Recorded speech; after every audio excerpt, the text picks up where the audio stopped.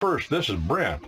Brent Allen Winters, commonlawyer.com, www.commonlawyer.com, coming at you from remote hinterlands of the Wabash River Valley, where the hogs, the frogs, and the dogs keep up a racket all night long. This is a Common Lawyer Comments. Well, slice of our common law, 129 out of 333 questions. Has Congress any other power besides the power to punish piracy? That's question 129. Yes, it has the most solemn and important power. Most solemn and important? Heavy words. What is it? The power of declaring war between the United States and any other nation.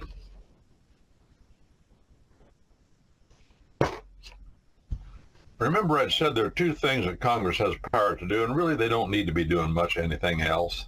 Just be there for this. What are they? Number one, the power to declare war, if need be done. Number two, along with the power to declare war, the power to take your sons, and God forbid, but they're even doing this now, your daughters and your nieces from you, and tell them to kill or be killed. That's power. And then number three, taxation. All tax bills, all bills for taking in a revenue, the Constitution, our Constitution of the United States says must originate in the House of Representatives of the Congress of the United States. Question 130. When Congress has declared the United States to be at war with any particular country, can any of the citizens of the United States remain at peace with that nation? Let me read that one again. It's a good question he's asking. Listen. When Congress has declared the United States to be at war with any particular country, can any of the citizens of the United States remain at peace with that nation? What do you think he's going to say? It's a yes, no question. He says one of the two. Which one do you think he's going to say? He says, answer no. No citizen of the United States can remain at peace with a nation to whom Congress has declared war. Now, if Congress is doing right, Congress would only declare war on a nation for which the standards of this book, and this book gives us the standards of when to go to war. Oh yeah, it's all here. We have Christian sensibilities. That's what we'll do. Well, it says, however much an American citizen may dislike the war that Congress has declared, or love the nation against whom it is declared, all must, when required, aid in the war effort by their money or their services or both, and bring it as soon as possible to a successful end. If they attempt to aid the enemy or forcibly hinder the success of the war, any American who does that is guilty of what?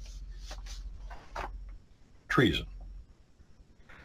Friends, without a declaration of war, treason is not legally possible, according to our Constitution of the United States, because our Constitution of the United States defines treason against the United States. It's the only thing in our Constitution of the United States that Congress, or that the Constitution defines. The only one. Remember, you've heard me say before, our Constitution explains nothing, defines nothing, expounds nothing. It's a brief. That means it's just bang, bang, bang. It throws the ideas out there.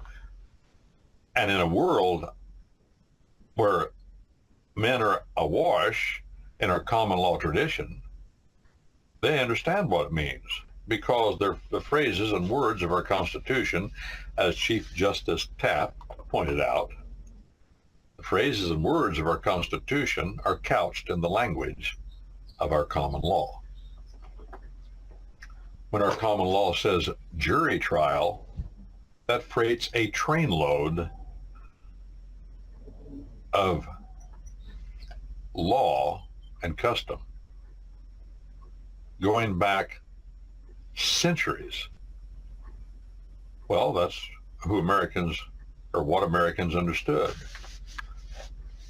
That's why we don't want to just let haphazardly people come into our country without assurance that they won't assimilate into our point of view.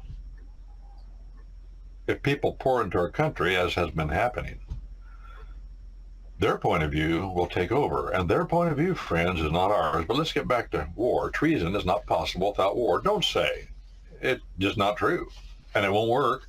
Oh, they've committed treason. They violated their oath. Oh, that's patriot mythology. Silliness. It's a distraction that gets you off the things that really matter and will work to help our country. Treason is giving aid or comfort to the enemy. Well, who's the enemy? Who gets to decide who's the enemy? Well, the enemy is whoever Congress decides to declare war on. That's the point. It says we should help bring the war, whatever war is declared, to an end as quick as possible. Why? Because people get tired of killing after a while and they won't work at it. It will become a stalemate sometimes, and then it just drags on and on and on with no resolution. 10 years. 1965 till May of 1975. I remember what happened in 65. It was in the news. I remember what happened in 75. 10 years in Southeast Asia. No declaration of war. Therefore, nobody in the American government could have been prosecuted for treason, and we didn't prosecute anybody for treason. That's the way those politicians want it, you see. No, we need them to make a commitment before we commit blood and money. We need the government to make a commitment before we commit blood and money. All this stuff about the Twin Towers going down, and then we've been at war and slaughtering people over there on the other side of the world since whenever 9/11, whenever that was, way back there, 25 years ago. That's too long, friends.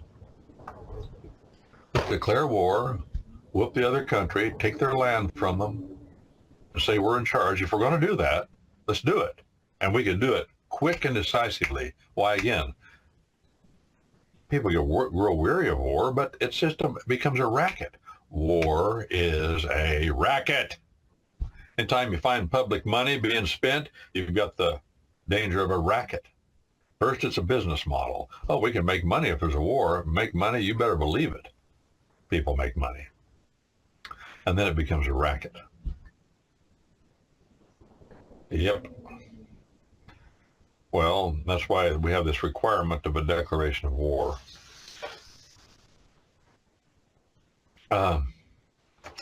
Question number 130. No, 131. Question. When the United States have cause of complaint again another nation, and yet do not wish at once to go at war, is there any other measure they can take to compel that nation to do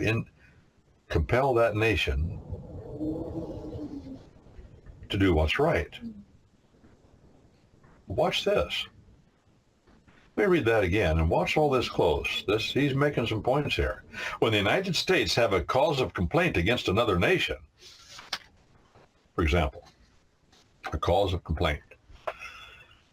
Before the War of 1812, the British Navy were stopping American merchant ships, taking our sailors off of our American merchant ships, claiming that they were runaways from the British Navy, and just taking them. The British Navy needed sailors, and they couldn't get enough in their own country. They were grabbing people off the streets, and it was called, what's that word? Where you kidnap men and make sailors out of them. Once you get them on the boat, they can't get off. Shanghai, because it got popular in the Far East, popular, what was used a lot. Shanghai, and they were Shanghaiing our sailors, claiming that they were British men that had went AWOL, absent without leave, AWOL. Well, that offended us. It says here, when the United States have a cause of complaint. Well, we had a complaint, but we didn't want to go to war. Oh no, I mean, Britain, England, most powerful nation in the world, the Navy was second to none. We didn't even have a Navy, amount to anything. We had a few ships. But well, what can we do? He says Congress may issue letters of marque, M-A-R-Q-U-E, and a reprisal. Letters of marque and reprisal. What's that? Well, these are French words, marquis and reprisal. Many of our military terms are French, like bastion. Just thinking the other day of military words. Oh, bulwark. No, not bulwark, not that one. Well, there's a lot. Dress right dress. There's one. Battlement. That's probably another one.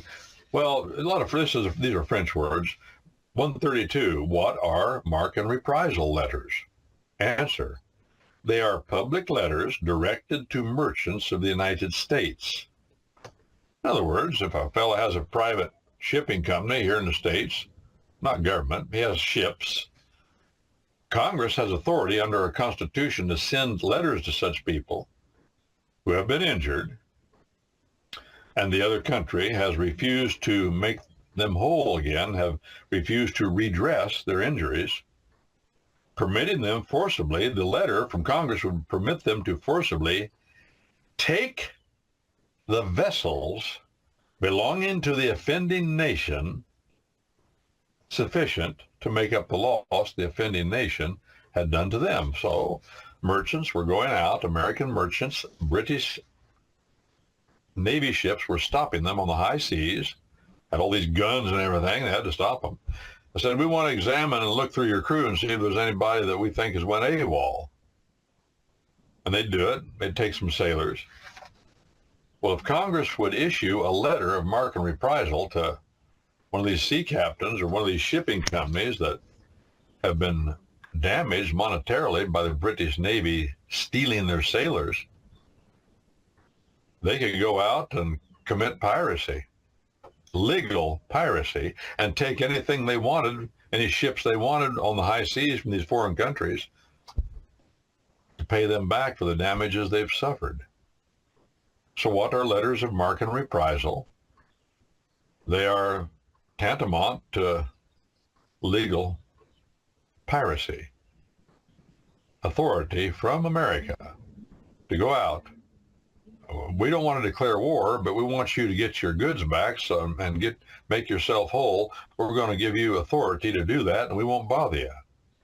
It's no longer an act of piracy. Take what you want from these other people.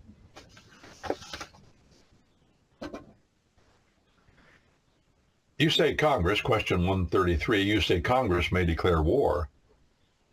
Can Congress raise armies? That is, can they hire soldiers to fight for our country? Answer, yes, they can. And they can pay them, clothe them, feed them, arm them at the public expense.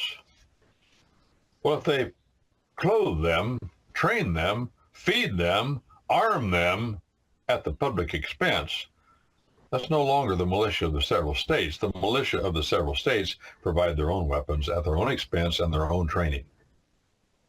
I wanted to drop that footnote, make that distinction. Question 134. Can Congress make a law setting apart money enough at one time to pay and support the Army for more than 2 years? Let me read that again. The answer is important. Listen. This is our Constitution of the United States. Can Congress make a law setting apart money enough at one time to pay and support an army for more than 2 years? Answer, no. No. Boy, if we just follow this one. No, not at one time, lest a wicked Congress might, by keeping an army up, remain in power beyond the time for which they were chosen, and so destroy the liberty of our country. Do evil men, evil creatures, witches in some cases, get a hold of Congress? You saw it. I've seen it. Very dangerous. If people have power of force and violence, and they're in public office, eventually they will use that power of force and violence to crush their political opponents. So we put provisions like this in the Constitution so that won't happen. So that won't happen. Question 135. Oh, Miss Francine, by the way, yeah, all those little kids are okay. They're jumping around. You know how they jump around, dance, and they shake their heads and they hop up on things. This is only 2 days old. They're doing this. Get a little milk in them, they'll do anything. And their mothers. Here's the funny thing. I went out there this morning, Miss Francine, about daylight. Thought I'd just check on them. I'd thrown them all in the shed and shut the door so they'd be warmer in there, pile them in a pile. And they were all there sleeping in a pile, except one or two had wandered off. I took them all and threw them outside so they could get something to eat. And their mothers were standing outside hollering for them. They didn't know where they were. I put them out there, and then they began to find them. See, they had to sort out their babies, and they smell them, see. And if they don't smell right, they get rid of that one. They'll go look for another one. And if they smell right, they know they're theirs, and they'll stand still, and they'll have breakfast. And that's what I saw going on out there, sorting out the babies to make sure they had the right ones. Well, so Congress isn't supposed to appropriate enough money at any one time to pay and equip an army for more than 2 years, so that Congress won't have the power to do things, or the president won't have the power to take that army and do what he wants to do without a declaration of war, which they're doing now, have been since World War II, blowing up countries, killing people by the thousands without a declaration of war. If a president can do that, and you say, well, that's not constitutional, that's treason. It's not treason until Congress declares who the enemy is. And only Congress has that authority. And we shouldn't be killing people and going to war without a declaration. I mean, if we're serious enough about going across the other side, on the far side of the world, and start slaughtering men like we're doing, slaughtering people, friends. We're talking families, mothers, fathers, and us getting killed right along with them. If we think it's that serious, why don't we just declare war? Quit being stupid and declaring war on things that don't even have a mind, a will, or emotion. Declare war on poverty. Declare war on drugs. That's just all calculated to get money out of you. It's a lie. Declare war on disease. No. You declare war on evil men and you take their country from them. If it's that bad, you do it. And you don't mess around. You get in and get out and go hard and fast, and that's the way you save lives, by going hard and fast. Get it over as soon as possible if it's that bad.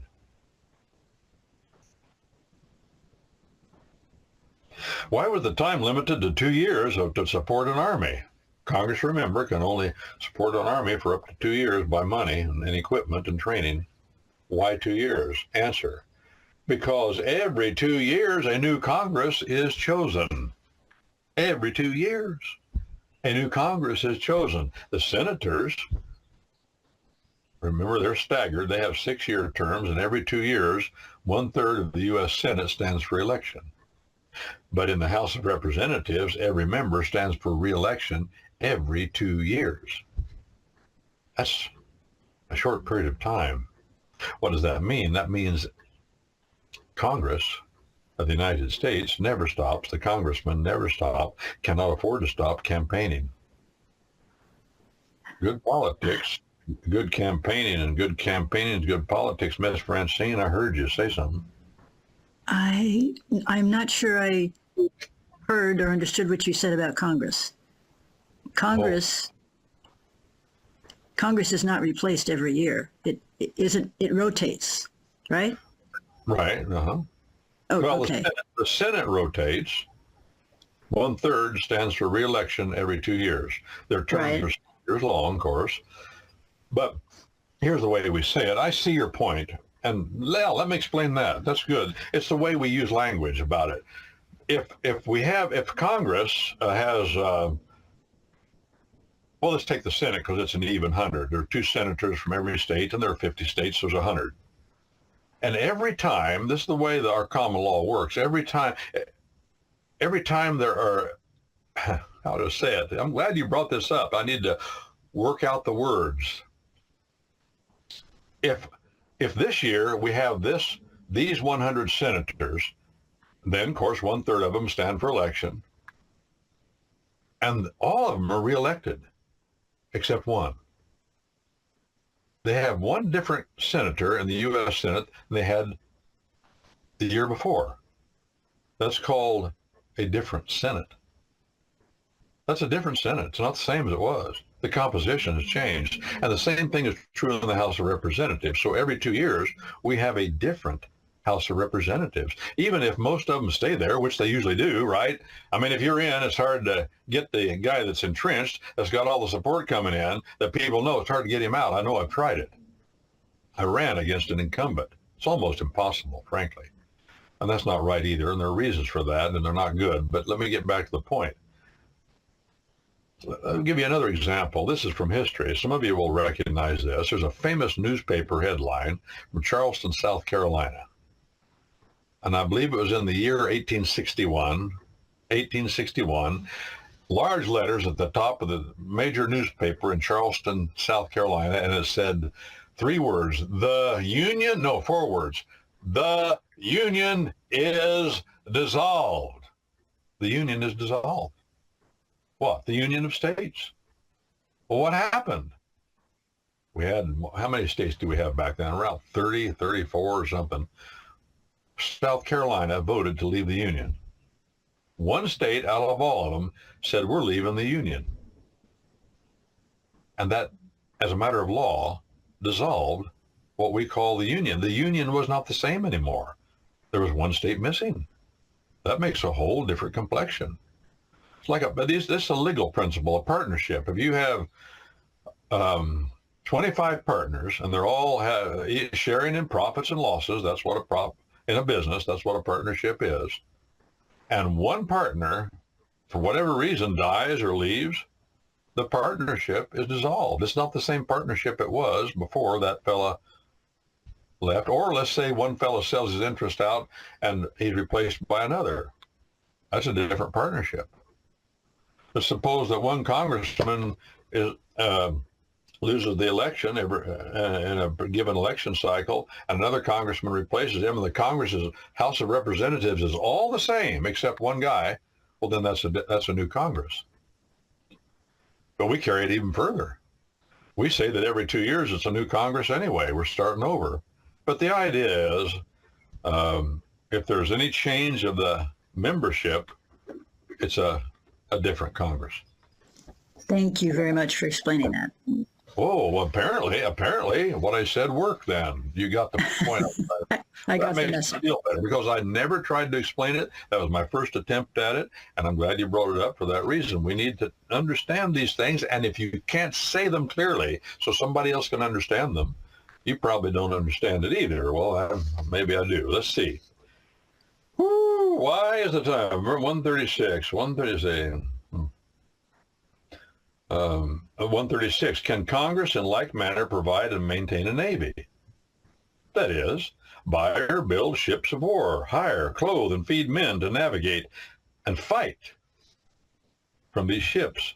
And the answer is yes. Yes, Congress has authority to fund a U.S. Navy.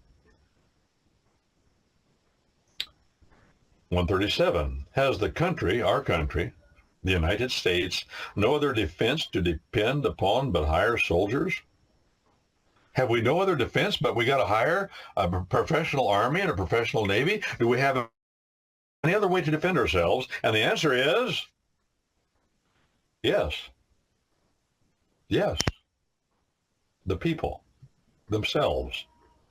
The people who are of the proper age to bear the fatigues and hardships of war are obliged. Obliged, that means obligated, duty, to bear arms and defend their country when the need requires. These men are called the militia. Our militia is the heart of our defense, friends. A professional army and a professional navy are not. That's something we permit that is very dangerous. But we have ignored our 4 militia clauses of our United States Constitution now for at least 175 years. What does that mean? That means we're vulnerable. That's what that means. Listen, if you're depending on men that have careers as soldiers and sailors, they're getting paid a monthly wage, they're building up their retirement, you haven't got a defense for your country that really is worth much. I don't care how powerful they are and how much equipment they have, and our equipment is far beyond technologically any equipment of any country in the world. That's not our defense. That's why our Constitution of the United States has included 4 militia clauses. That's our common law tradition. Professional armies are the law of the city, friends. What's the difference between a professional, you answer it. What's the difference between a professional soldier and a mercenary? Is there some difference? Well, I don't think that's a hard question. No, there's not much difference. Why do professional soldiers do what they do? To advance their careers. Would you expect anything else? I had a family member that was a POW during World War II. And when he got out of prison camp, Patton's Third Army came, busted through the gates, liberated him. By the way, he was in the same Stalag. There was only one prison camp in all of Nazi Germany for flying officers, Air Corps flyers officers. Only one. And he was in that prison camp. It was the prison camp that Hollywood made famous with the movie The Great Escape, starring Steve McQueen and what other famous people, I forget their names. His is easy to remember. British actors, American. And it was British flyers, flying officers, American flying officers, and French flying officers, all of them, in the same prison camp.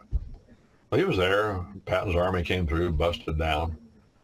And they had all these men that had been starving, fingernails falling off, abused, dysentery. All of a sudden, Patton comes in with truckloads of oranges. Now, this is the story I heard from his personal testimony. Truckloads of oranges followed the front lines of the army. They were throwing oranges out to these guys because they had the scurvy. You can get rid of scurvy with vitamin C. And there wasn't any organization, and they began to set up these stations to delouse them. They had chemicals, they had showers, mobile showers. The Americans were taking care of folk, and they set up these stations to delouse them. And then they set up a chow tent, a big one, a chow hall, and they told them you can go and eat anytime you want. Well, shoot, they've been dreaming about kitchens and food for a few years, starving to death. But they advised them, don't eat too much at first, but there were no, the food was available 24/7. But they had a hard time making it work. The Army had a hard time making it work. And here's what he told me, the reason why. Because the officer corps that was in charge, supposed to be in charge of all of it, they were fighting among themselves about who was really going to be in charge and get the credit, see? If you're a professional soldier, you want credit. Oh, you want credit for what you do. How did you get advanced in Southeast Asia from 1965 to 1975? KIAs. You had to get credit for kills. If you didn't have and like they said, I mean, I heard guys say it, any dead Oriental during that war, any body of a dead Oriental, Filipino, Chinaman, Cambodian, Laotian, Vietnamese, Korean, whatever, Japanese, you find a dead body of an Oriental, that was a dead dink. You remember that word, dink? I remember that word. That was the word that the soldiers used. So you get as many dead dinks as you can, add them up, and that advances your career. And that goes in your service record. That's called professional soldiers. Does that get you anything? No. It ruins your country, ruins you, and you don't even win the war. Did they win the war? No. Bring me to one more point. Any war fought for anything but land is a waste of time. If you're fighting war to kill more of them than kill you, you won't get anywhere. And never forget, the Germans killed more of us. They're good soldiers, those Germans. They killed more of us than we killed of them. And who won the war? See, that kind of thing doesn't mean nothing. God does not operate on numbers. And he'll do more with a few, if he wants to, than he will with many. Men think about numbers.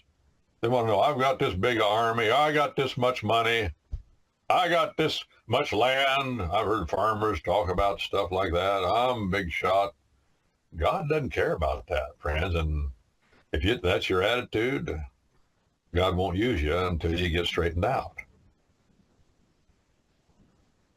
God does not bless wealth. He doesn't bless brains, and he does not bless strength and power. No, in a man. No, he blesses his order. Showing respect where it's due. And doing things the way. That's our common law, the way he says to do it. God help us. The protection of our country is doing it his way. And what is his way? Is the militia of the several states, not a professional army. Is there anything unlawful about a professional army? No. But if we ignore the militia of the several states, eventually we will lose. And the word the people, and he makes this point here. See, he says, the people,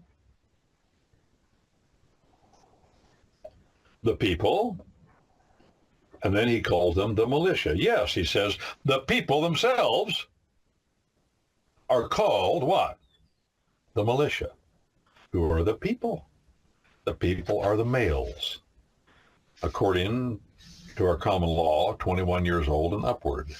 According to the federal militia statute that Congress has passed and is now enforced, the males are 18 years old, or the militia are the males 18 years old and upward.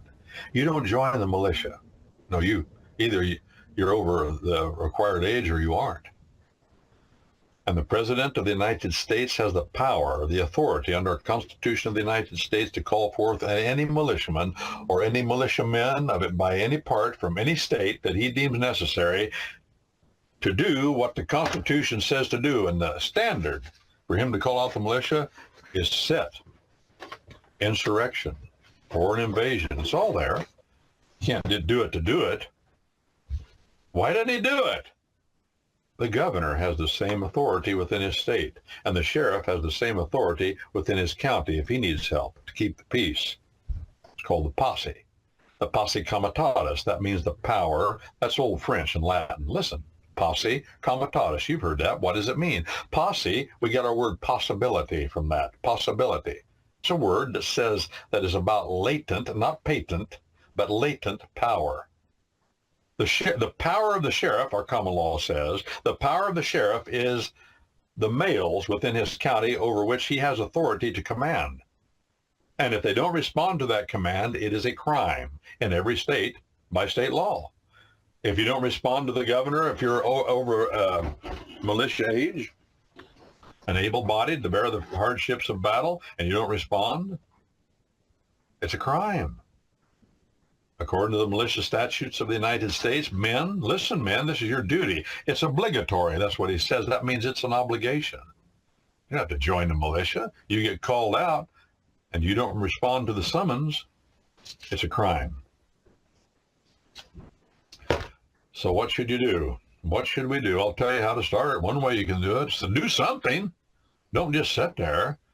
Go to thecommonlawyer.com and take the militia course. We've got a course on the militia clauses. That was the most popular course we taught. Sheriff Darleaf and I taught that course. More people came to that than any course we've ever taught. So they must have thought it was important. I do. And we talk about the kind of things I'm saying here, Sheriff Darleaf and I. And then, as the militia course on the 4 militia clauses of our Constitution, then get the book by yours truly called The Militia of the Several States, Our Constitution's Answer to Its Enemies, Foreign and Domestic. Why do I say foreign and domestic? Because the militiaman's duty is twofold: defense of the land by force of arms if necessary, defense of the law of the land by serving on the jury. Those are the 2 fundamental duties of government, and the militiamen, the males of America, have that responsibility. They have always had that responsibility. God set these rules before the creation of mankind. They've always been there. They're in the Bible all through. Our Puritan forebears took the Bible as their legislation. They practiced the common law militia. The common law, remember, is from God. It's a slice of the laws of nature. It's not from the Bible. It's from God. Same place the Bible's from God. Those 2 volumes from the same mind, the same Godhead. So they're compatible. One, though, is written, our Bible. The other one is unwritten. Our common law tradition is part of our unwritten common law tradition. We observe what it says and write it down. We have court opinions sometimes. Our Constitution of the United States is our agreement as to what the true law is according to the laws of nature, our common law. And the way to apply this book, to your life, my life, and our country is through the conduit of our common law. This is the final court of last resort in cases of apparent inconsistency between those 2 volumes. That was 39. Well, let's see this. Question 139, but as the great mass of the people, who's the people? Ha'am in the Hebrew Older Testament. Ha'am, the people. Ami, my people.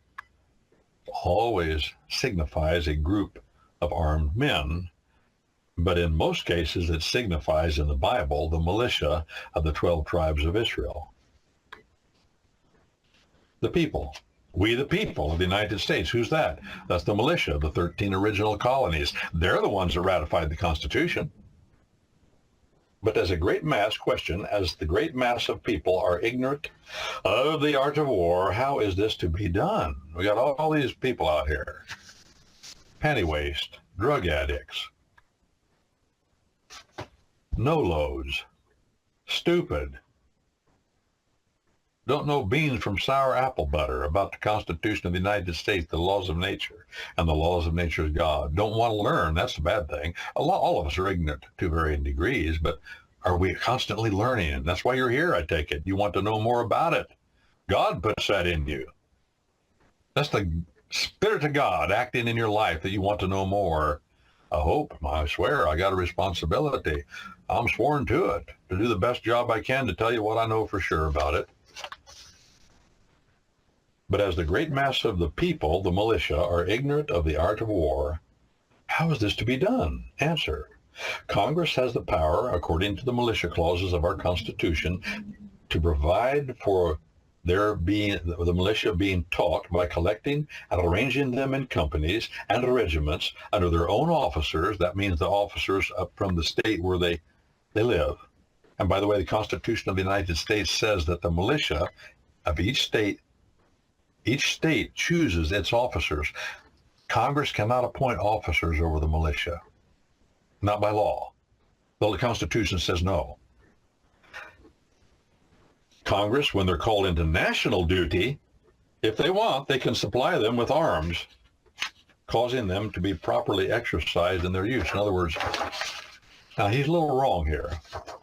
He says causing them. Congress does not have the authority to train the militia of the several states. What does Congress have the authority to do? The militia clauses say this: to establish the rules of training and discipline. The UCMJ today, Congress has done that. That's law. Congress passed that law, the Uniform Code of Military Justice. But Congress does not have the authority to do it. Their authority is to set the standards so as to be uniform throughout the nation when the militiamen are called into national duty during time of war. So they're all the same and understand the same thing. That's important. You know, one of the bywords of military life is uniformity.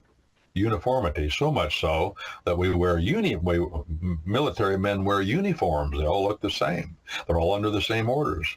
They learn to march and be in step. That's to inculcate this uniformity in their minds. Military men are not lone rangers. They're not one-man heroes. No, they work together. They move together. And if you can teach men to move together, they'll start thinking the same too, and thinking together. That's martial law. Martial law has its proper use, and it's in military life. That's what martial means. 140, may Congress command the militia, or are they to be commanded by their own state governments? Answer: Congress does not command the militia. It sets the rules and passes laws for the discipline and the training of militia and what kind of rifle they got to have and all that and how much ammunition. But the president commands them if they're called into national service, employed in the service of the United States. The president commands them, but if they're called into the service of their state, according to our militia clauses of our Constitution, if the governor of your state calls the militiamen of your state into service, he is the commander-in-chief at that point.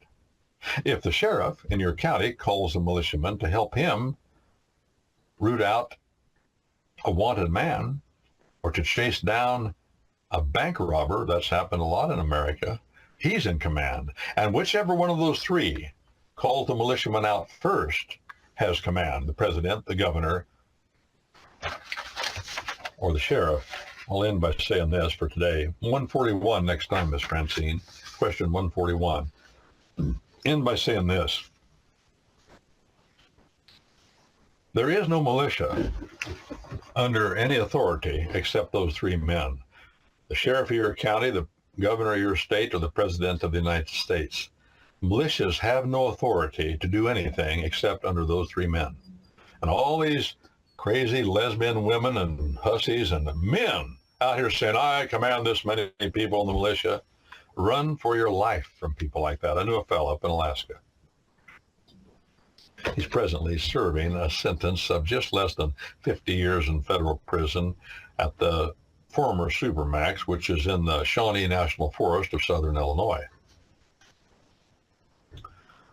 He said he commanded a militia in Alaska. He was a young fella. He was right-headed fundamentally, and he didn't commit any crime, but boy, they weren't going to put up with somebody saying that, and that's really what happened, and now he's in prison. Be careful, friends. Learn. Now, I would suggest you learn from somebody who believes the law is king. Law is sovereign for all practical matters because God is sovereign, and true law is the will of the sovereign, not my will. And I want to stress that. I try to stress it often. Every man is under proper authority, every woman, and God blesses the order that he puts forth. The very definition of his order is shalom. Shalom is the peace of God.